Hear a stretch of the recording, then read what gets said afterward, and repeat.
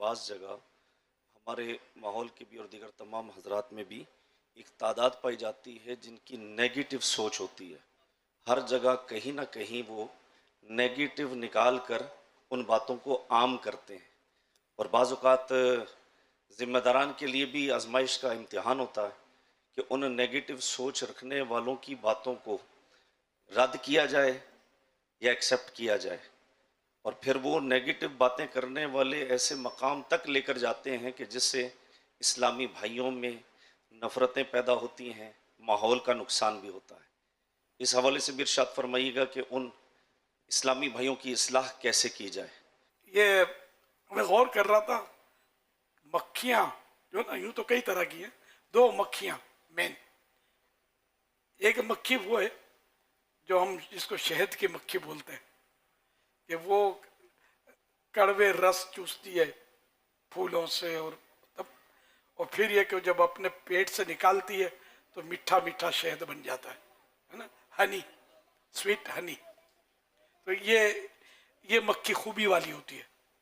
एक मक्खी मक्खी होती है कि बंदा कितना ही ब्यूटीफुल हो, पुरकशिश हो, अट्रैक्टिव हो, उसको कोई सरोकार नहीं। वो देखेगी कि फोड़ा कहाँ है, अगर फोड़ा तो वहाँ जाके बैठ कर उसमें पीप चूसेगी। तो ये अपनी अपनी कैफियत होती हैं कि बाद लोग खूबियाँ देखते हैं, बाद लोग खामियों की टो में तलाश में लगे रहते हैं।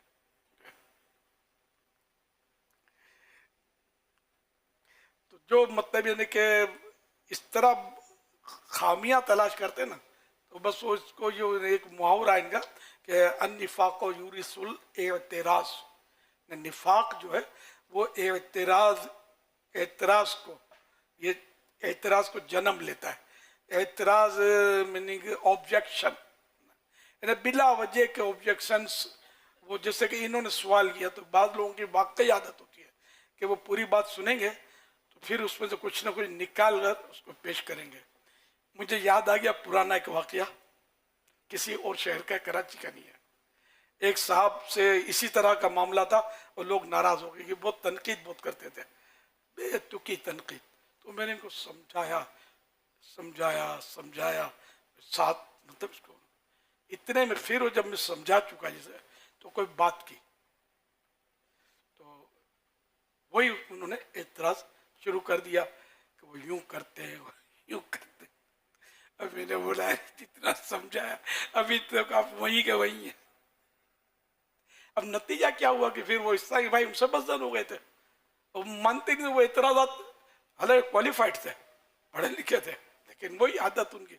तो अब वो पता नहीं जिंदा भी है नहीं, हाँ चले गए, माहौल से बिल्कुल आउट हो गए।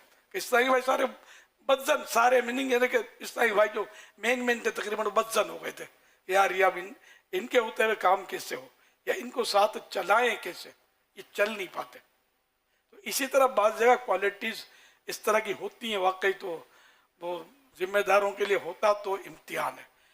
और ऐसों को निकाल बाहर करना ये भी आसान नहीं होता, ये होते भी बहुत पावरफुल है बाजों का, कि वो ऐसा बदनाम करेंगे कि याद करेंगे। तो अब ये कि हिकमत अमली से ही उसको मतलब यानी कि डील करना होता है, मौके की मुनासिबत से, उससे लड़ाई ना की जाए। लड़ाई करेंगे तो ये हम इनसे पहुंचेंगे नहीं, कि उनका कोई काम नहीं, हमारा काम बहुत होता है। तो ये फिर और मतलब मसले करेगा, और समझाना भी बाजों का देशों को बड़ा दुश्वार होता है, वो उनका जहन ही इस तरह का होता है।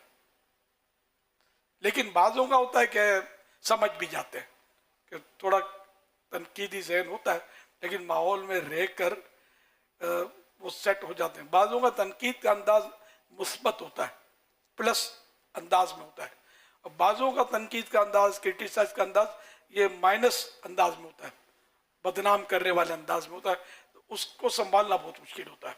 और जो अंदर रहकर हमें समझाने के गरज से वो तनकीद करता है, क्रिटिसाइज करता है, एतराज़ करता है, लेकिन उसकी नीयत होती है कि मैं इस्लाह कर रहा हूँ, और वो जिसको गलत समझ रहा होता है, बाज़ ये होता है कि वो बात सही होती नहीं, ये गलत समझ रहा होता है और हमें बोलता होता है। तो इसको नरमी से, शफकत से अगर डील किया जाए तो हो सकता है कि उसकी इस्लाह हो जाए, उसका जहन बन जाए कि यार ये मुझसे ज़्यादा तजर्बाकार हैं, मुझसे सीनियर हैं, और समझा मैं गलत हूँ, ये सही है अपनी जगह पर। ये जहन बन जाएगा तो फिर इंशाअल्लाह मुश्किलात नहीं रहेंगी।